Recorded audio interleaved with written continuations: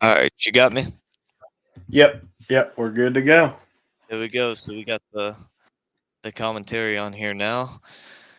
As I don't know if you've been able to watch much of the game, um, but it's been a pretty entertaining game so far. I mean, West Virginia started off the game very fast on the first offensive play for them. They threw a touchdown pass, Yeah, 75-yard right out of the gate, and then North Carolina they kind of struggled for a little bit, but they're starting a true freshman back at quarterback, and then they got down into the red zone with him on one drive, and he overthrew his tight end across the middle, threw an interception in the end zone. But nice drive on the last one for him to go down the field. Made some great throws, and Jones made some good catches for the Tar Heels on that drive for sure. And West Virginia responded, going right back down the field to get a field goal right before the end of the half. Made a lot of nice plays there. So it's been a pretty fun and entertaining game. I will say it's not as much offense as I expected, especially out of a West Virginia team who isn't really down any major contributors. Um, hmm so that yeah, has been a little bit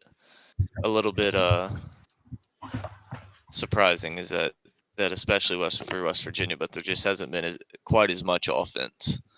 oh yeah, yeah. There it is. It's definitely been a little bit slow. So Yeah, for sure. I mean, which that UNC defense has also been playing, um, been playing a little bit better than they have throughout the whole season, and not just in this game, but in the last few games for them. Well, really, the last few games before they played Clemson and NC State, they were playing better than they had those two games, which were pretty rough for them. But overall, the back half of the season, they've been playing pretty solid yeah, defensively.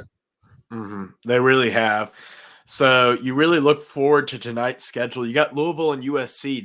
That's going to be an interesting game for both of these teams and programs. As USC, what do you kind of expect for the Trojans there in that upcoming matchup? I have no idea. They're going to be on their third string quarterback with Nelson transferring Yep. and Williams opting out. I mean, I expect Louisville to win for sure. Um, I expect Louisville to win for sure, and I'm just interested to see what USC even does. I mean, they're down so many people. They're down some of their best defensive players as well. I mean, it's going to be a mess for them as of right now. It's they're not in a good spot for sure. Oh yeah, yeah, definitely. I think that Louisville definitely has an advantage. Is Jawar Johnson playing? What's that? Is Jawar Johnson playing in this game? I'm almost Or positive he Jordan? is. Yeah. Let me go. Let me look. I got this website that I found um, on is Action Network, and they go Okay. through every single game and list every injury, every coach that's leaving, every guy in the transfer portal, every opt out, everything on here. Um, so they do a good job with that. Let me go look and see. The last time I looked, he was still in, but I'm not sure. Yeah, he's out now. So wide receiver Jamari Thrash, he's out. He will miss the bowl game. He's opting out. Jawar Jordan has opted out, but safety Cameron Kelly, he's still going to play in the bowl game, even though he has announced he's going to the NFL draft. And then nobody really in the portal of much notice for Louisville. I mean, Cameron Wilson, an edge rusher for him, he's in there. He had about 200 snaps on the year, and Josh Minkins, safety, had about 227 on the year for them. But I mean, you look at USC and they're missing so much. So the opt outs they're missing, they're I believe he was their third leading receiver in Brendan Rice. Yep. They're losing their running back Marshawn Lloyd and Caleb Williams all to the um, NFL draft. You look at injuries, starting right guard slash right tackle, they kind of move him around. Jarrett Kingston, he's going to miss this game with an injury. And you look at the opt outs in terms of starters, Corey Foreman, the edge rusher, he's going to be out. Damani Jackson at cornerback, he's going to be out. Some guys that have got some good playing time at wide receiver, Michael Jackson, and wide receiver Mario Williams, going to be out and because they're in the portal. And then you look at the the defensive lineman Dejon Benton. He's also opting out, and then we mentioned the backup quarterback Malachi Nelson. He's in the portal. He's leaving. He's gone. Um, Where do you so think Nelson ends up? That's kind of an interesting question, I think. Because I haven't heard as much on like his landing destination as like some people. um, I was at first, it was popular that this guy that he could go to Oregon and sit behind Dylan Gabriel for a little bit, but then obviously um, Dante Moore went and jumped on that. So I mean, I really don't know. Maybe does he go to UCLA, something like that? But It's possible. He's from Los Alamos High School, but I mean, two days here's ago another. there I was mean, maybe Texas A&M and Florida State. Those were kind of the early front runners for him. But I mean, I don't really know. well, Florida State. I feel like is going after DJ more than anybody. That's what So DJ and Cameron Ward. But it seems like Miami's become the front runner for. they're the front runner for Ward. Yeah, at least they were probably 4 or 5 days ago. Okay. Yeah, That I came think out that that they were kind of the front runner for him, and that Florida State was kind of the front runner for DJ in terms of where they're projected to go, not from the players themselves, but just from yeah, um, probably 247 was the source. yeah, yeah.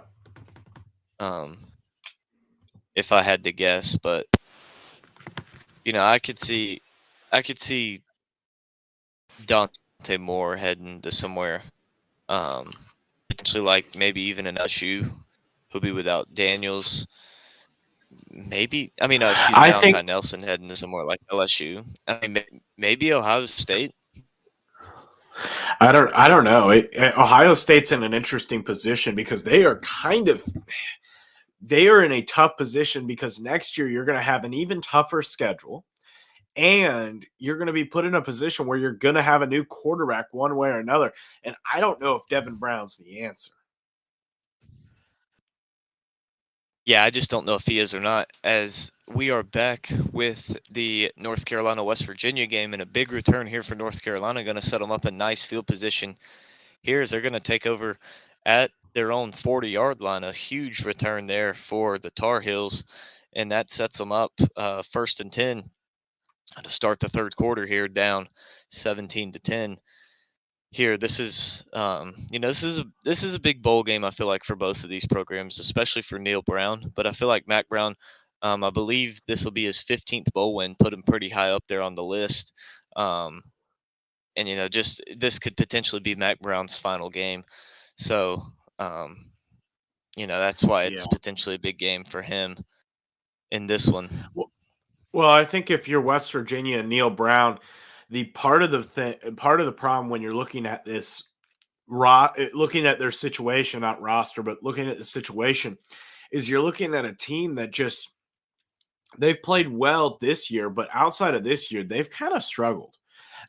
Especially under the Neil Brown era, he was one of the hottest coaches coming into this year. But obviously, going 8-4 has cooled down that seat dramatically.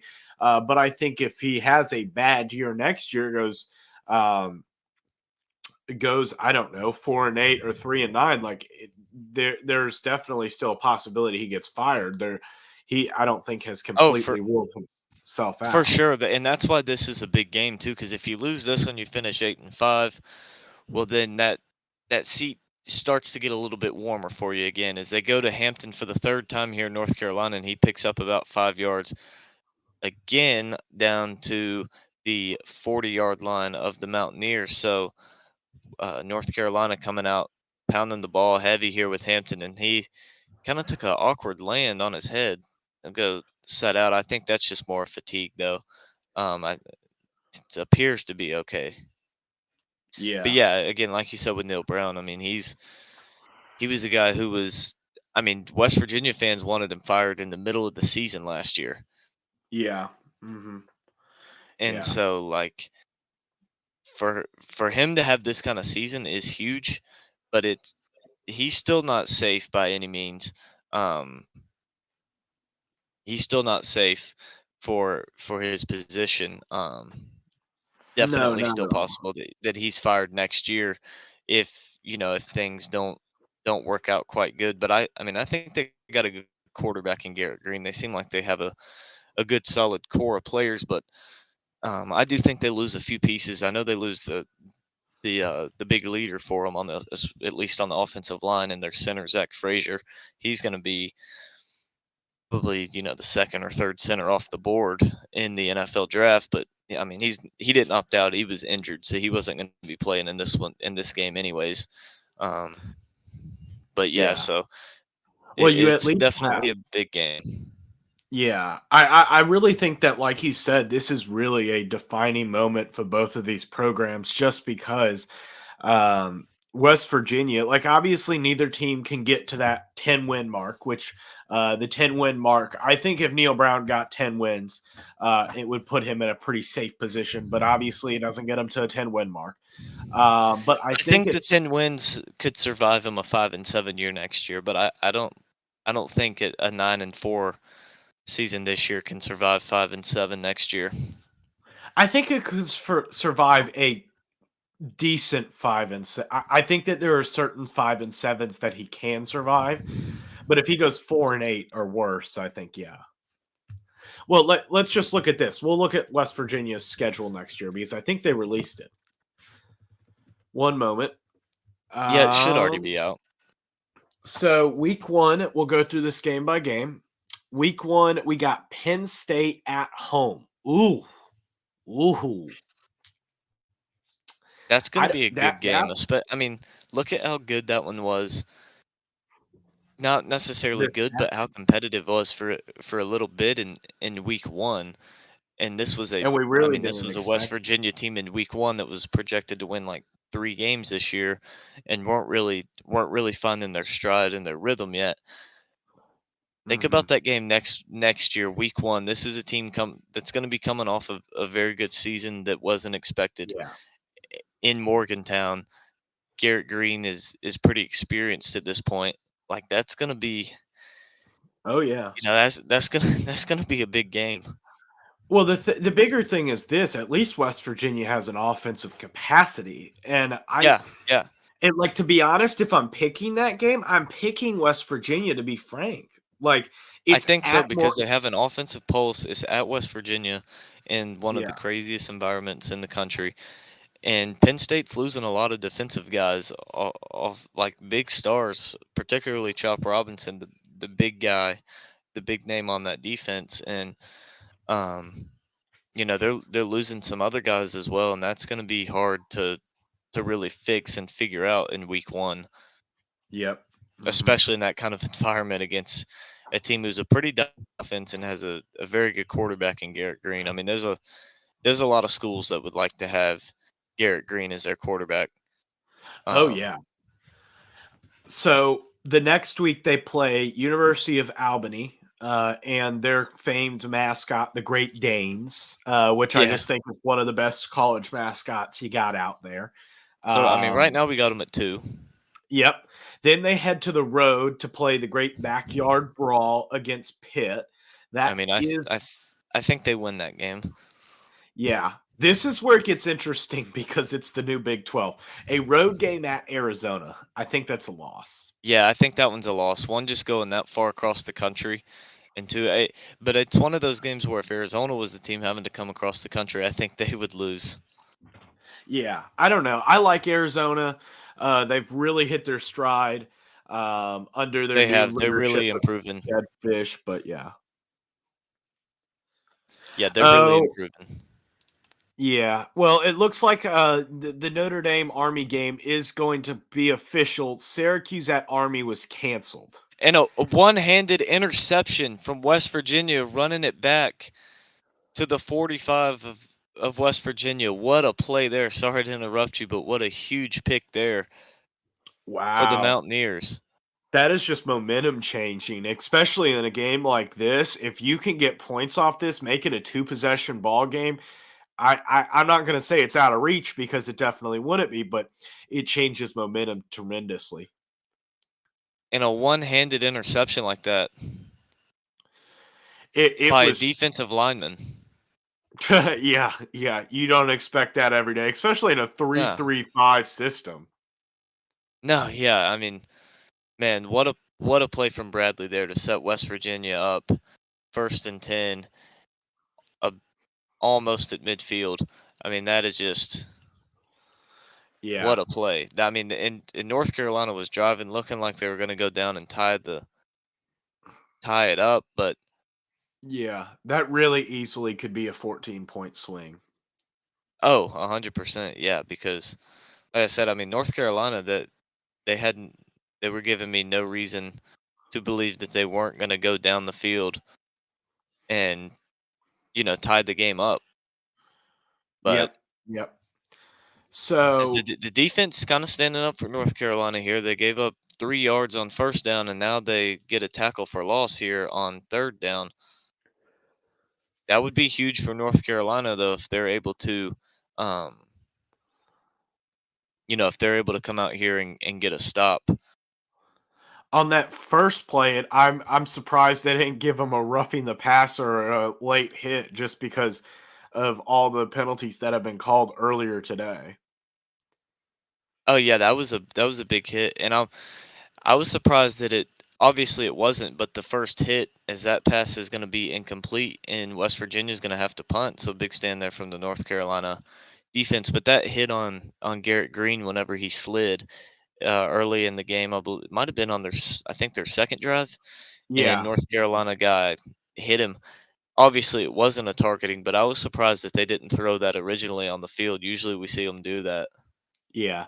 To be honest, I just didn't see it as a late hit. Maybe a targeting, but not as a late hit. It definitely wasn't a targeting because he hit him shoulder to shoulder. Um, I just don't feel like it was I don't feel like it was unnecessary roughness because I just don't think that it was I I don't know, just watching that, I just don't see the dude is trying to avoid the hit. You can kinda tell. I just don't know if I call the penalty there. I feel like after what Kenny Pickett did to Wake Forest, Yeah. I think I think you should get a penalty if you don't hit the quarterback whenever they're going down the slide. Just Yeah, because the way that they protect the quarterbacks and all this stuff, and then this guy's gonna come out here and fake slide. Like, no, no, screw that. yeah, yeah. But back to West Virginia's schedule, got them at 3-1, then they head back on the road to Cincinnati this time, so a much closer game, but what are your thoughts? And a much easier game. That's a win. Cincinnati's probably gonna be towards the bottom. Oh, I'm sorry. These games aren't in order. They have not been determined, but order Oh, wise, I got I'm you. like, wait a second. There's 4 road games, and then they finish off with 5 home games. And then I look to the left, and it says date TBD. Just the Uh, first 3 games were in order, right? yeah, the first 3 games. Yep. Okay. Then you have at Oklahoma State, at Texas Tech, Baylor, Kansas, Kansas State, Iowa State, and UCF. Um, I think that I mean, I could see them finishing anywhere from 6-6 to 8-4, maybe 9-3. yeah, I just see it anywhere from 5-7, 8-4. Yeah, I Where think 5-7's, but yeah, I see more like 5-7 to 9-3. Um, I think nine that they and three, probably if finished. everything goes right for them. But Yeah, I think I it's think they hard probably to finished seven say and that five, they're 6-6. probably not. They're probably not gonna. Like, it's hard to say that they're not gonna finish in the top 5 again in the Big 12. And this was a team that coming in was picked to finish and a lot of stuff, dead last in Yeah. the to finish dead last in the Big 12. So Oh yeah. Well, why don't we look at Colorado's schedule, another Big 12 team. Obviously, we got prime time coming here. Um, oh, do you know who prime time starts off the year with? who's that? That would be the North Dakota State Bison. Oh, that's right. I did see that. Yeah, That's they not better a have that favorable offensive line matchup. and that defensive line shirt up before that week 1, or they're gonna get embarrassed quickly. Yeah, yeah. Can you I would imagine all the hype they're gonna have going into the season? They're gonna be ranked in the top 25, and they come out week 1 and lose to a FCS school. Yeah, I think that's I would say even like if I had to put money on the game, like if you said, "Hey, you got to put $100 on this game," my money's going on North Dakota State. I'm just saying.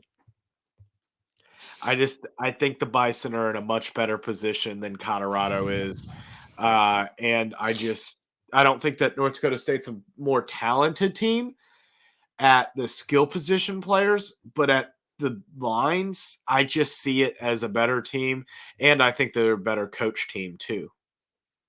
Yeah, I mean, I don't. I do agree. I think North Dakota State is the better coach team. I think that you're not gonna. That's the only problem is I wish this game was week 2 because you're not gonna have anything to go on for Colorado. You really But aren't. if that offensive line and defensive line come out like they did like this year, I mean North Dakota State's gonna have possession of the ball for 45 minutes, and they're gonna run the ball for 300 yards and sack Shador Sanders just about every play. Yeah, yeah. Well, here's the other thing is this.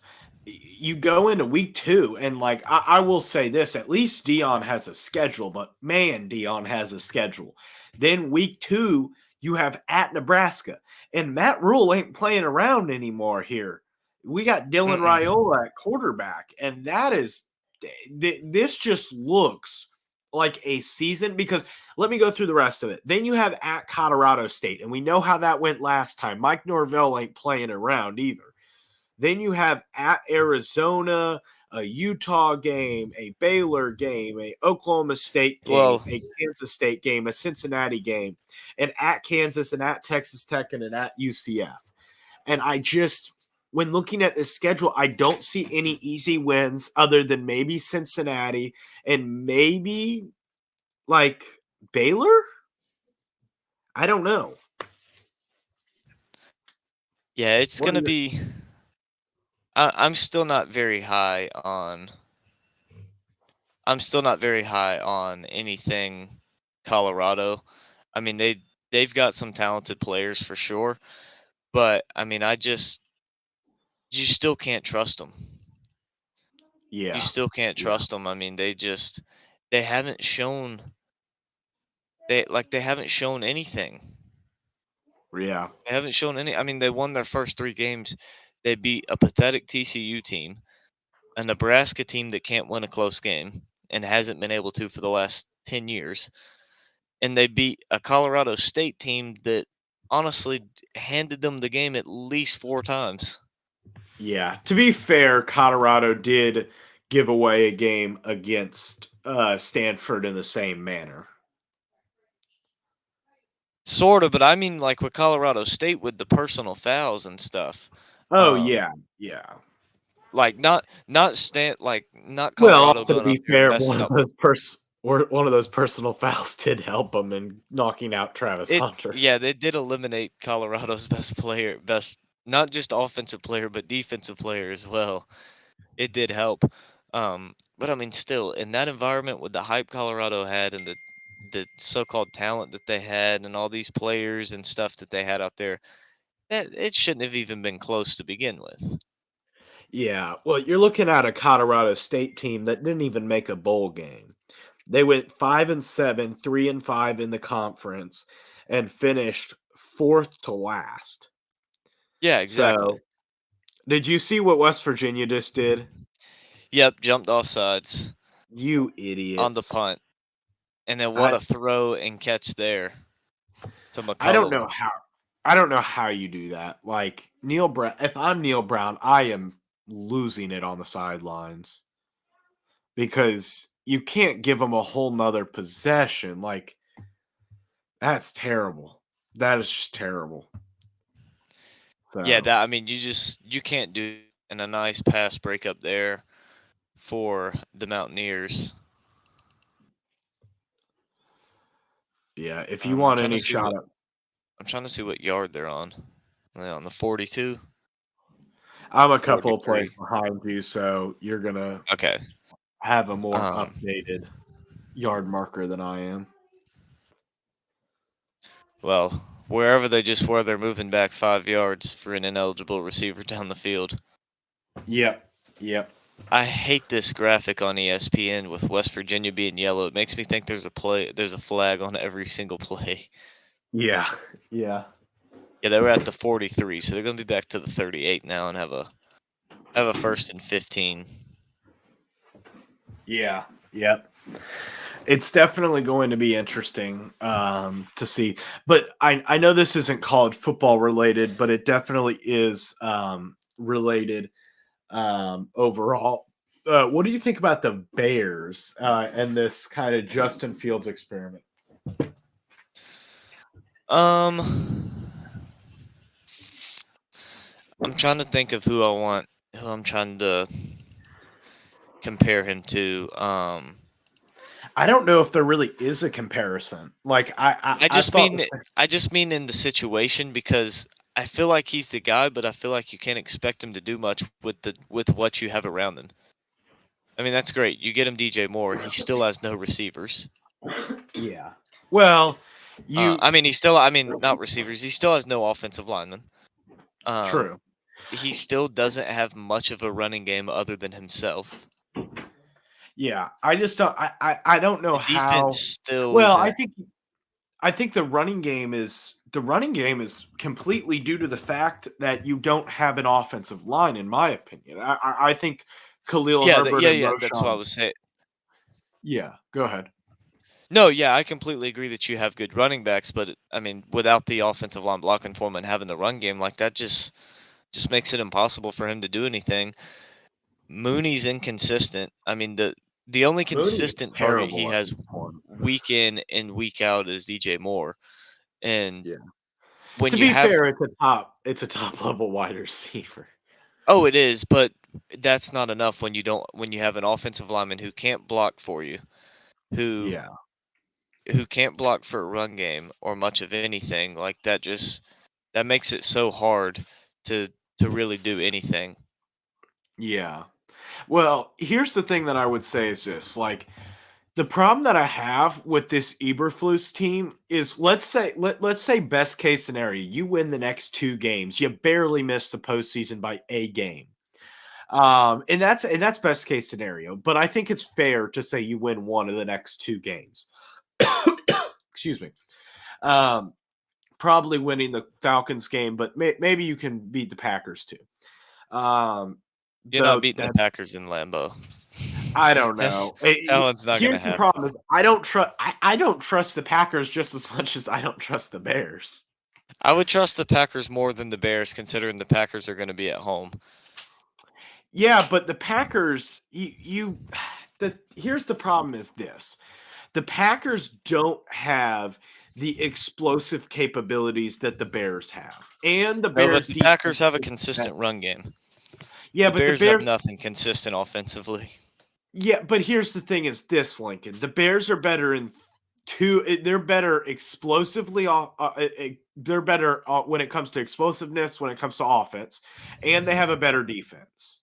So when you're giving me those two, I would take those 9 times out of 10 in comparison if we're like getting rid of teams and just talking about the teams.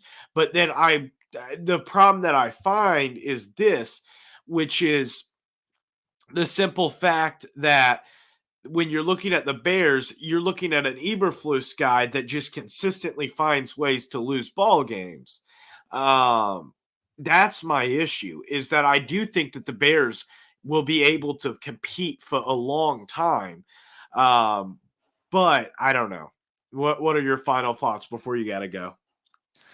I don't know. The Bears just seem kind of like how Nebraska's been, where they find themselves in these close games, but they just can never pull them out and win them.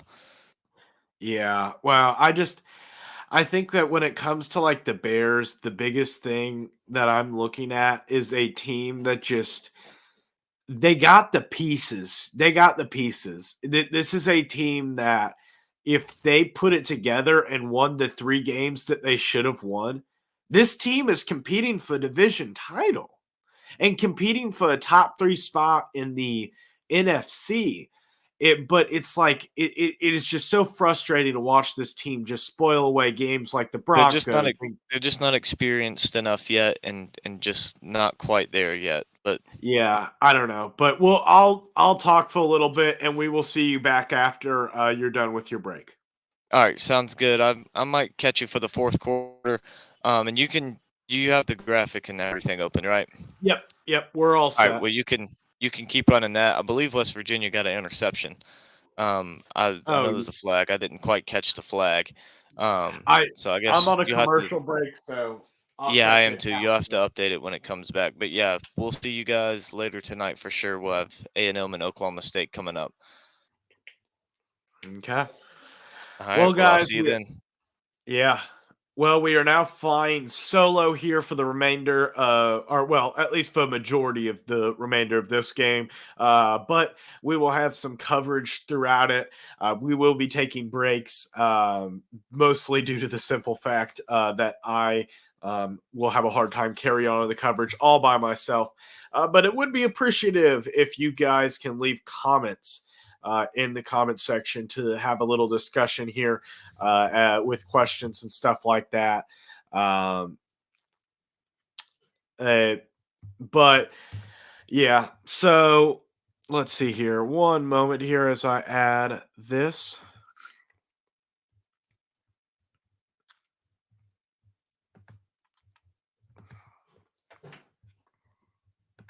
Okay. One moment.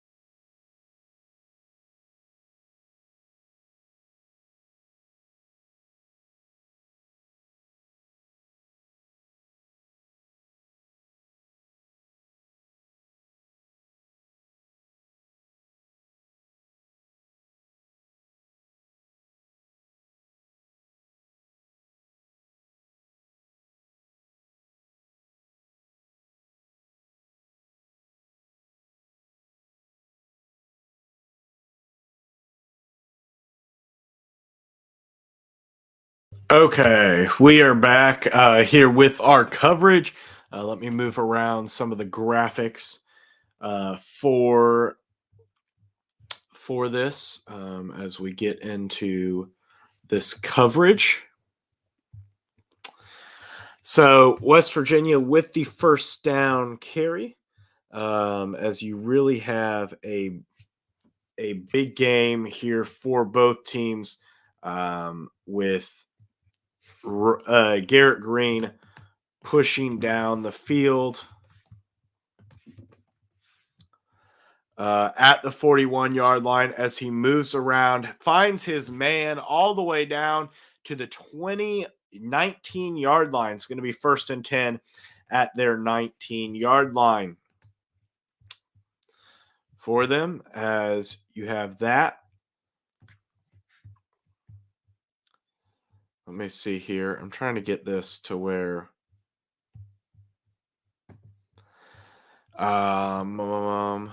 but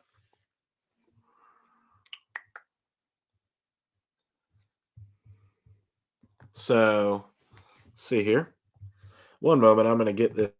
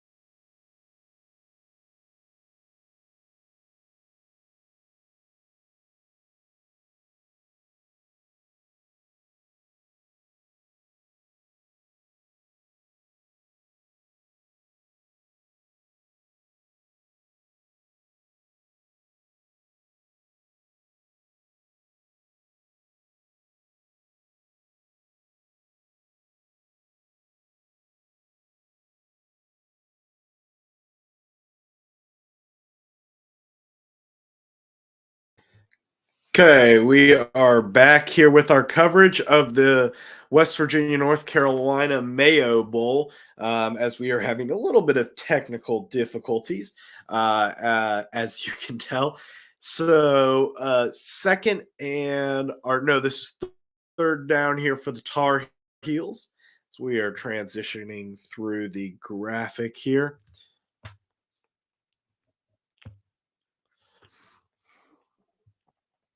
Just give me a moment as I make changes to the graphic. So, but it should be an interesting matchup here for the remainder of the game as we got a 1st and 10 here for the Tar Heels. Oh, nearing the end of the third quarter, as you're going to have a first down at the 38-yard line.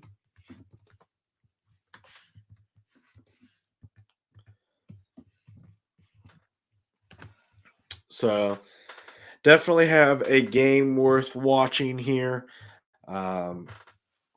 with two teams battling back and forth between two teams that have a lot going for them, as West Virginia just kicked a field goal to take the 20-10 lead, as West Virginia is going to sack that quarterback. That make having a true freshman starting a game makes it a lot more difficult, as it is going to be a rough third down here for the Tar Heels.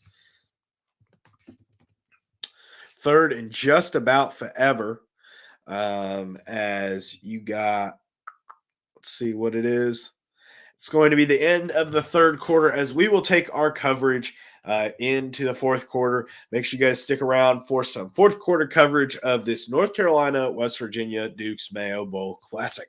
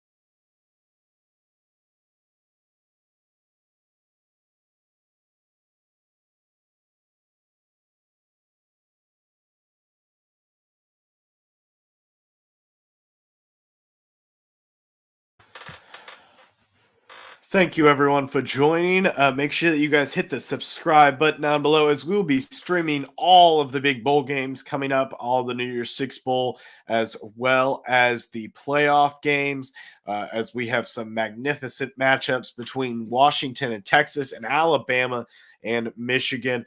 Make sure you hit that subscribe button down below and help me reach my goal of 1,400 subscribers coming up soon. I know some of you guys aren't subscribed already, so make sure you hit that subscribe button down below. So we will start our fourth quarter coverage here in 1 moment.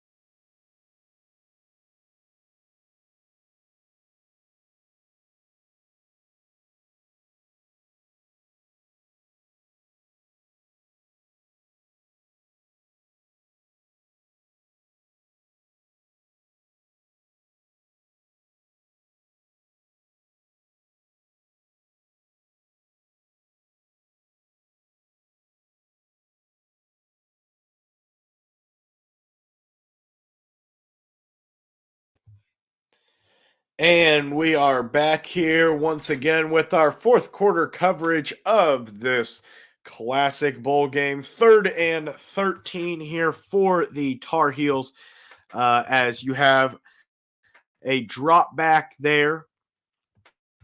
And it is going to be an incomplete pass, 4th down for the Tar Heels, as they're going to have to punt away to West Virginia, which is going to definitely add some concern here for this Tar Heel team, as you're starting to count your possessions here, and there aren't going to be that many left for either team in this ball game.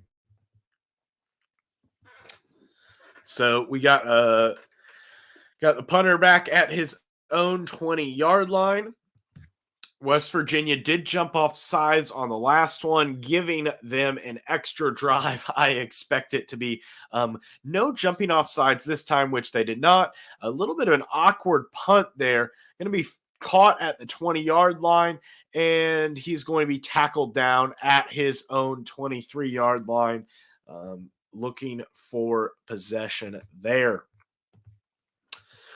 So as West Virginia comes out here, ESPN is talking about the bowl challenge. No conference has been super successful. All conferences have a loss outside of the Big Ten and the SEC, which the SEC has yet to play a bowl game, and the Big Ten is 2-0. So that is definitely still way up for grabs as the Sun Bowl has finished up.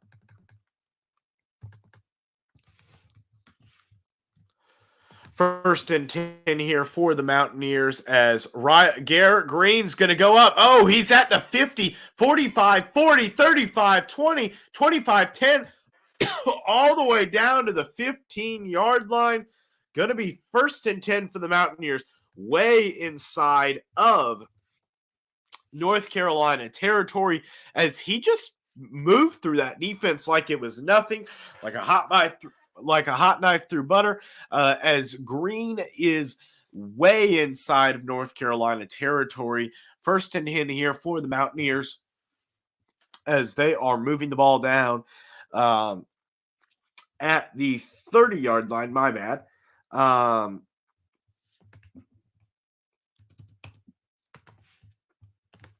So Garrett Green back to pass.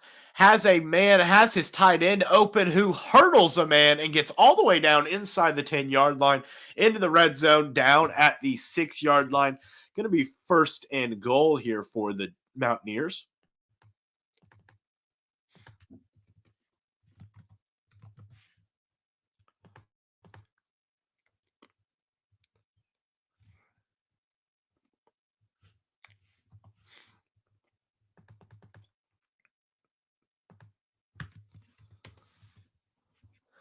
Down at the 6-yard line here, as West Virginia first and goal. Got a bunch formation there at the top, so you're going to get a lot of movement here.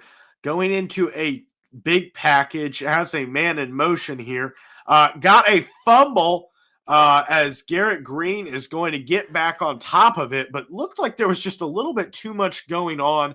Probably have a false start here from the Mountaineers, so it's going to be probably a redo on the next play. Yep, we got a false start here, as not everybody was set after, a kind of, okay, so it looks like the snap was off of the man in motion's foot, but it didn't matter either way. Going to be 5 yards back, so it's going to be first and goal here from the 11-yard line for the Mountaineers, as they are going to get a no pass off, and it's going to be second and goal. Nope, that was just a yellow face guard. Second and 11 from the 11-yard line. It is a big drive here. You really can't afford to take a field goal in some sense, that you already got stopped once for a field goal on the previous possession. and you would very much like to be able to get a touchdown, as neither of your red zone trips have come away with touchdowns. As speaking of which, that's going to be a touchdown for the Mountaineers. Up the middle, 4-6. Touchdown, Mountaineers. I am sure one of our viewers, Anthony, is very happy at the current moment, as he is probably, I think he's in West Virginia, as it is going to be a touchdown for the Mountaineers. Well, we're going to take a break here, and I will see you guys on the other end once we get Lincoln back here for some more coverage.